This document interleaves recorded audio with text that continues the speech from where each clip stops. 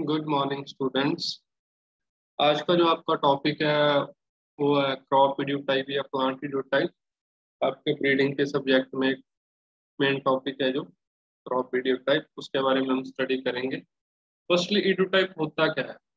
मुझे इडियोटाइप के वर्ड से ही पता चलता है कि इडियोटाइप क्या होता है। कि इडियो होता है कि एक आइडिया लगाना, टाइप मस्त किस टाइप का आइडिया लगाना है वो हमने देखना है। प्लांट है हमारा कोई, उसमें इम्प्रूवमेंट करनी है। हम चाहते हैं कि जो हम कैरेक्टर में इम्प्रूवमेंट करना चाहते हैं या अपनी क्रॉप में इम्प्रूवमेंट करना चाहते हैं, तो फर्स्टली हम अपने माइंड में आइडिया सेटअप करते हैं कि हाँ, मैं ये चेंजेस करके अपनी क्रॉप को या अपने प्लांट में कुछ इम्प्रूव कर सकता हूँ। वो क्या होता है? इडियोटाइप। तो इसकी डेफिनेशन क्या है? It is a biological model which is expected to perform or behave in predictable manner within a defined environment। Means ये एक बायोलॉजिकल मॉडल है।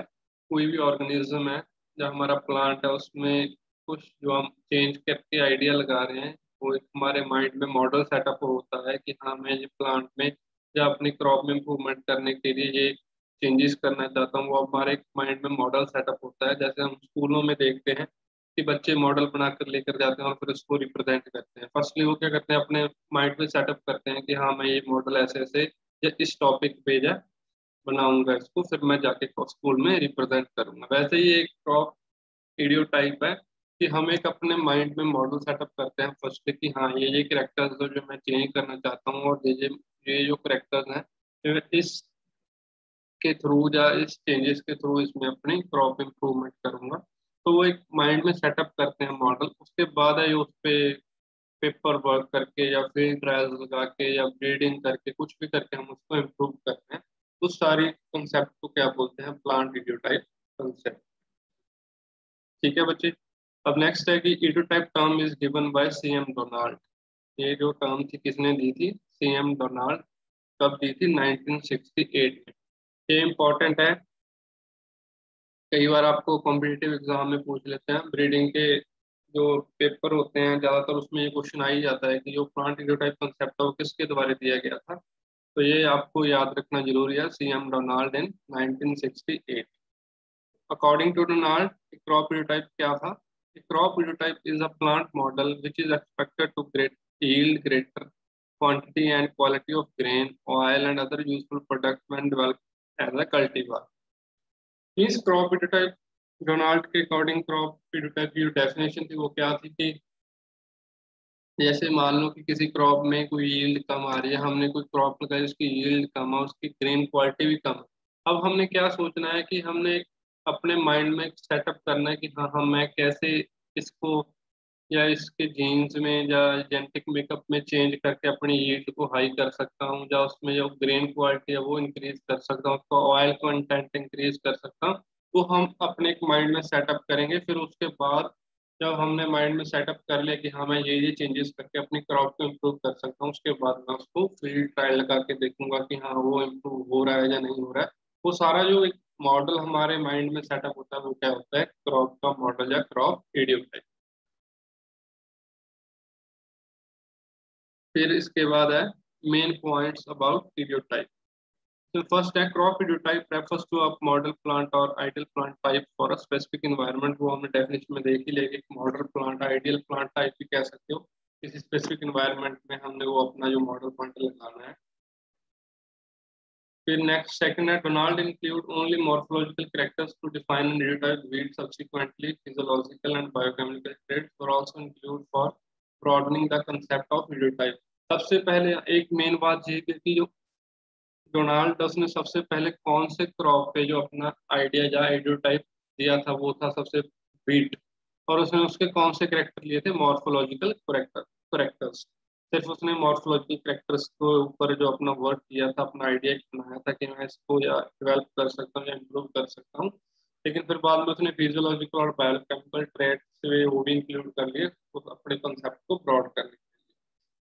फिर थर्ड है ideotype ideal plants are expected to give higher yield than old cultivars. Means मैंने आपको पहले बताया है कि मान लो कि हमारे क्रॉप्स की कोई यील्ड है वो कम है। अब हमने मॉडल तैयार किया, एक प्लांट का मॉडल तैयार किया कि हाँ, मैं ये चेंजेस करके इसके जीनोटाइप में चेंज करके या इसके जीनोम में चेंज करके जो इसकी यील्ड को इंक्रीज करना चाहता हूँ। अब जब हम एक्सपेक्ट कर रहे हैं, हमारा आइडियल प्लांट है, जो हमने मॉडल प्लांट बनाया है, वो जो पुराना कल्टीवर हम लगा रहे हैं उससे यील्ड है वो ज्यादा देगा। क्यों देगा? क्योंकि हम उसमें कुछ चेंज कर रहे हैं अपने हिसाब से, कि हम चाहते हैं कि उसके, क्योंकि हमारा जो मेन ऑब्जेक्टिव है ये बन गया है कि हमने यील्ड हायर चाहिए, तो हम उस हिसाब से चेंजेस करेंगे। इसकी जब दोबारा से न्यू या हमारा आइडियल प्लांट हम फील्ड में लगाएं या क्रॉप लगाएं तो वो हमें यील्ड हायर थे वो पुराने कल्टीवार से। फिर नेक्स्ट फोर्थ है, Heliotype is a moving goal which changes according to climate situation, types of cultivation, market requirement, etc. हाँ, अगर हम अपने प्लांट के आइडिया लगाएंगे, वो किस पे डिपेंड होगा? क्लाइमेटिक सिचुएशन जो सबसे ज्यादा इंपॉर्टेंट रोल प्ले करते हैं हमारी क्रॉप्स में या हमारे प्लांट्स में। अगर एडवर्स कंडीशन होंगी प्लांट के तो प्लांट ग्रो नहीं करेगा, प्लांट की जर्मिनेशन अच्छी नहीं होगी, तो यील्ड कहाँ से मिलेगी? अब हमने ये भी देखना है कि कल्टीवेशन टाइप कौन कौन से जो तरीके हैं हम कल्टीवेशन के लिए यूज कर रहे हैं वो भी इम्पोर्टेंट है। अब मार्केटिंग रिक्वायरमेंट, मार्केट में कौन सी चीज की रिक्वायरमेंट है, कौन सी वैरायटी या कौन सी प्लांट की रिक्वायरमेंट है, वो भी हमें देखना है। फिर हम मतलब जब हम मॉडल प्लांट तैयार करते हैं तो हमें सब चीजें देखनी है, क्लाइमेट देखना है, टाइप ऑफ कल्टीवेशन देखना है, मार्केटिंग रिक्वायरमेंट क्या क्या है वो भी देखना है, तभी जो हम अपना जो मॉडल प्लांट है वो सक्सेसफुली इम्प्रूव कर पाए। फिर इडियोटाइप की डेफिनेशन दी हुई है अलग अलग साइंटिस्ट ने। फिर फर्स्टली डोनाल्ड है 1968 coined the term idiotype which refers to an idealized plant type with specific combination of characteristics favorable to photosynthesis. Next गलास ने दी थी 1983 ने 1983 में, defined idiotype an abstract genotype with an ideal profile under the condition of agricultural practices will give to maximum economic yield। यहाँ पे भी yield की बात हुई है। फिर योशिदा एंड रासमुसन ने दी थी 1981 और 1987 में, specified that idiotype refers to a set of traits that are believed to enhance genetic yield potential।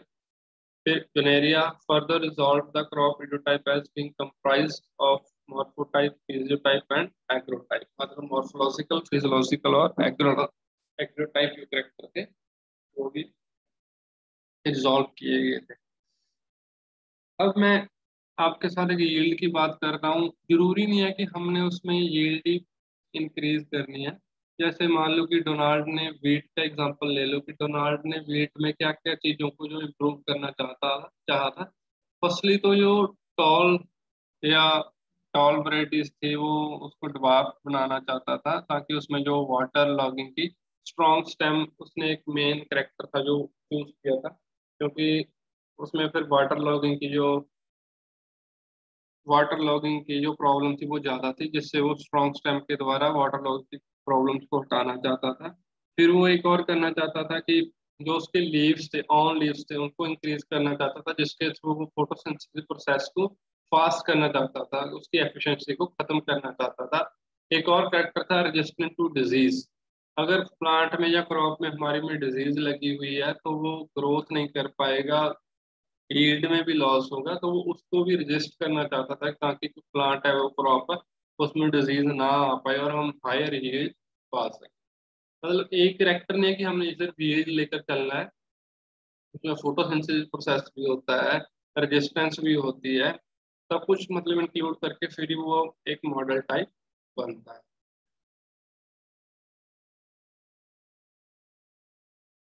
फिर सिनोनिम्स आइडियो टाइप को हम क्या क्या बोल सकते हैं? मॉडल प्लांट टाइप भी बोल सकते हो आप, आइडियल मॉडल प्लांट भी बोल सकते हो, आइडियल प्लांट टाइप भी बोल सकते हो।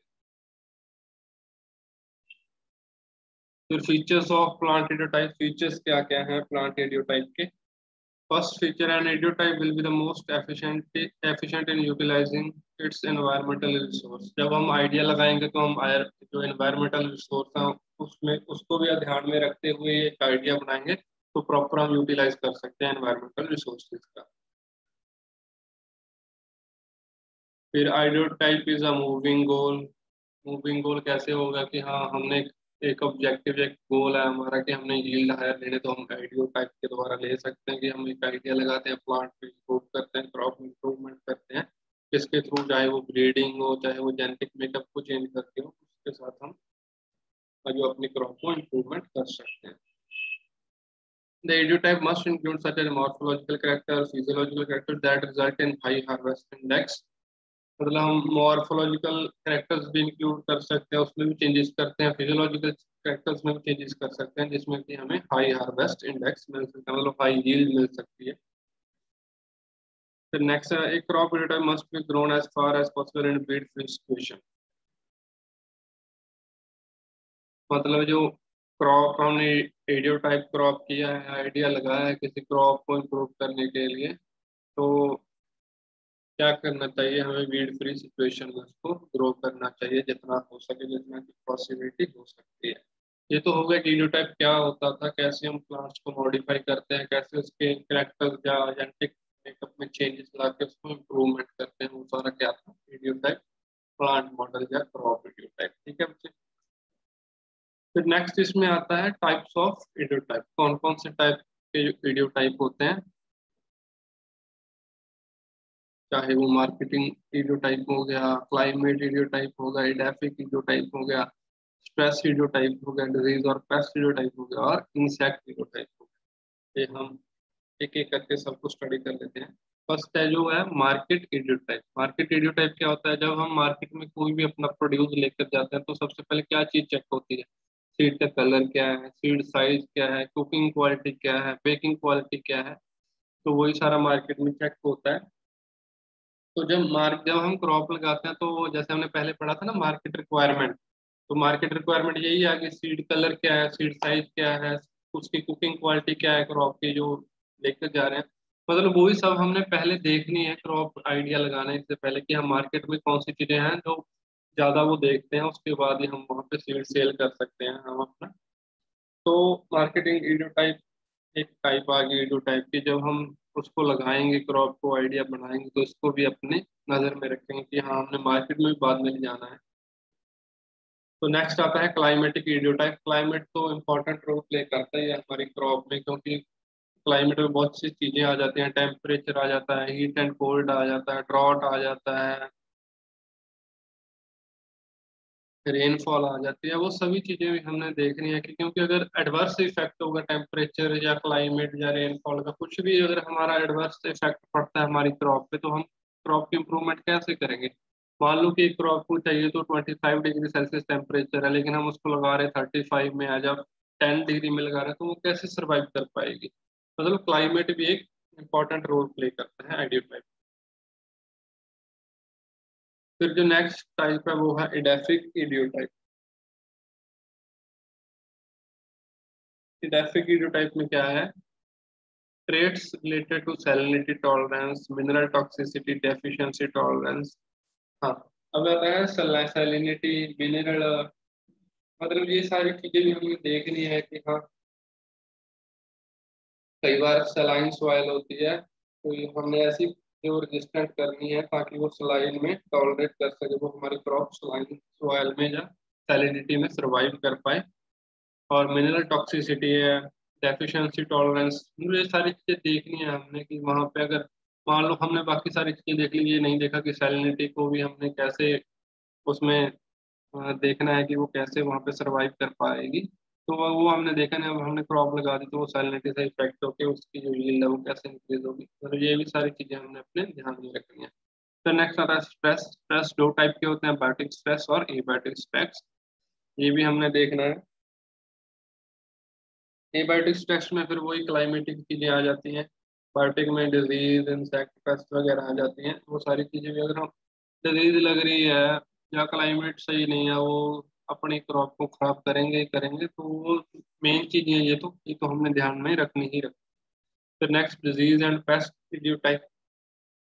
डिजीज लगेगी अगर किसी क्रॉप को, मान लो कि हमें पता है कि इस टाइम पे ये डिजीज लगती है या ये इंसेक्ट पेस्ट आता है, तो हमारे एक माइंड में ये सेटअप हो जाएगा कि हाँ हमने जो क्रॉप है वो ऐसी लगानी है ताकि वो उस डिजीज वाले फेस को लीव कर दे या वहां तक जाए ना, पहले मेच्योर है। जैसे हम अर्ली मेच्योरिटी वेराइटीज यूज करते हैं कि जहाँ पहले मेच्योर हो जाते हैं, 270 डेज वाली वेराइटी 170 डेज में मेच्योर हो रही है, मतलब वो वहाँ उस फेज तक पहुंचे ही ना, कि हम उससे पहले ही हार्वेस्ट कर ले ताकि जो हमारा क्रॉप है वो खराब होने से या इन्फेक्ट होने से बच जाए।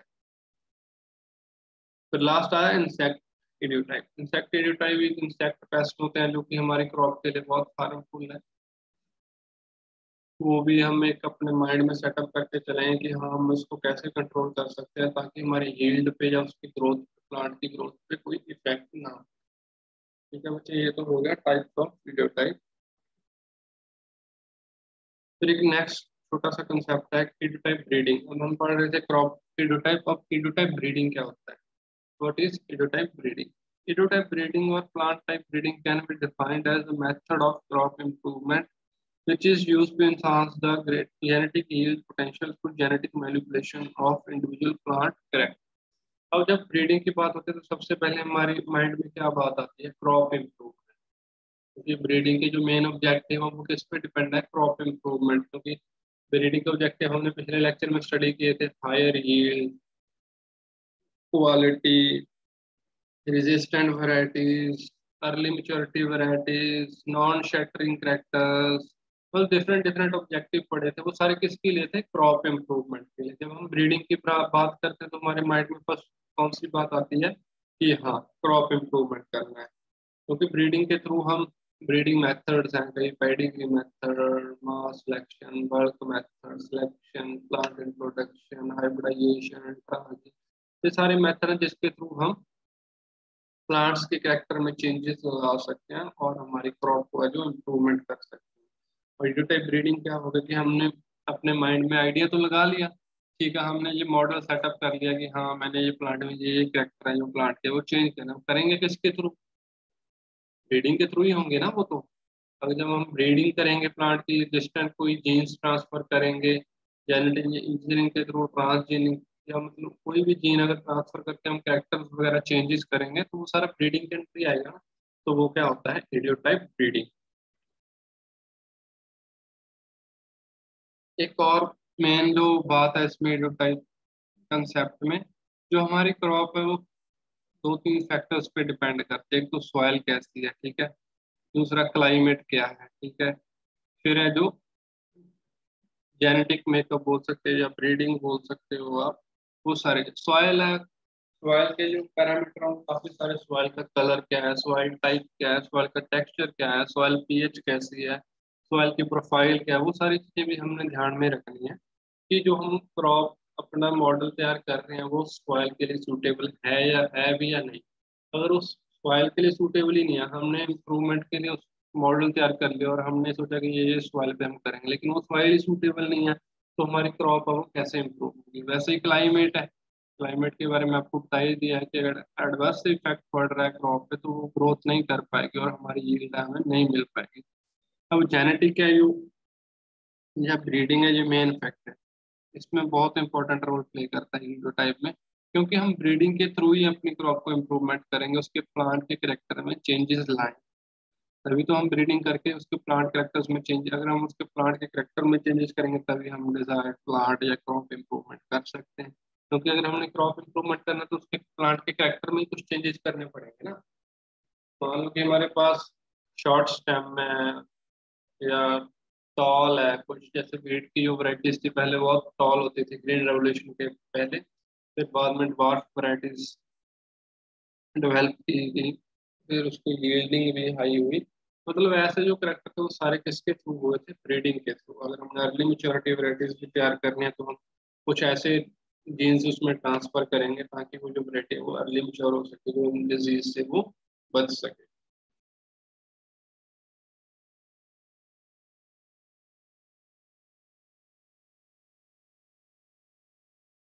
फिर जो मेन ये आगे जो डोनाल्ड ने तो किसमें किया था?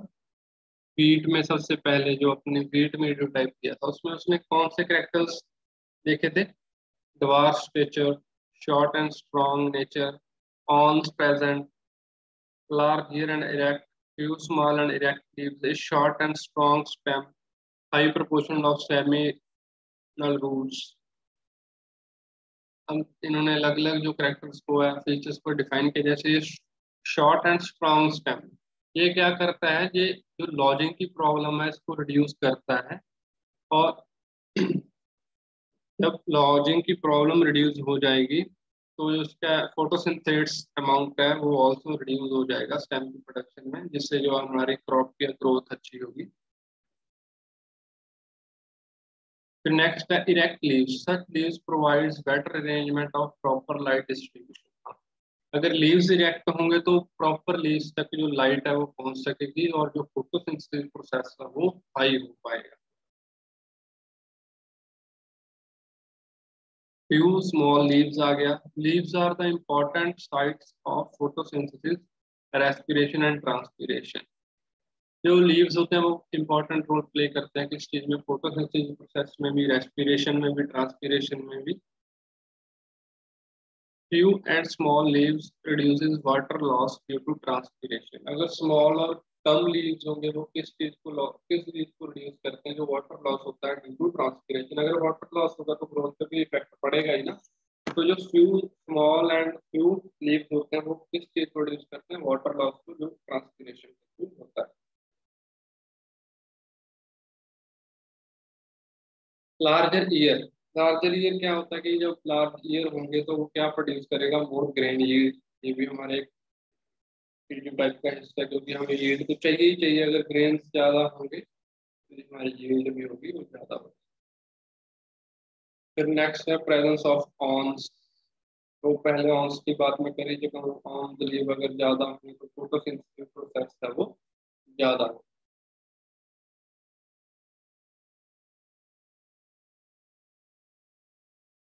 फिर नेक्स्ट वैसे ही राइस में, उसमें क्या क्या था, short term plan, lower relative internode elongation, high tillering capacity, high harvest index, short erect thick and high angle leaves.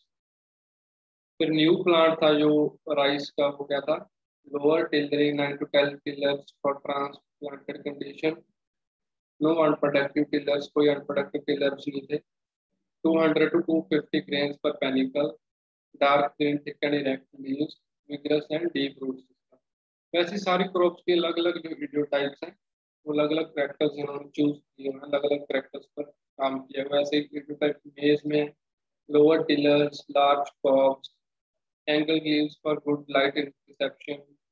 फिर वीडियो टाइप ऑफ बार्ले में long awns, high harvest index, high biomass, short stature. मतलब अलग अलग crops के अलग अलग video type इन्होंने जो करेक्टर है, प्लांट करेक्टर वो सिलेक्ट किए हुए हैं।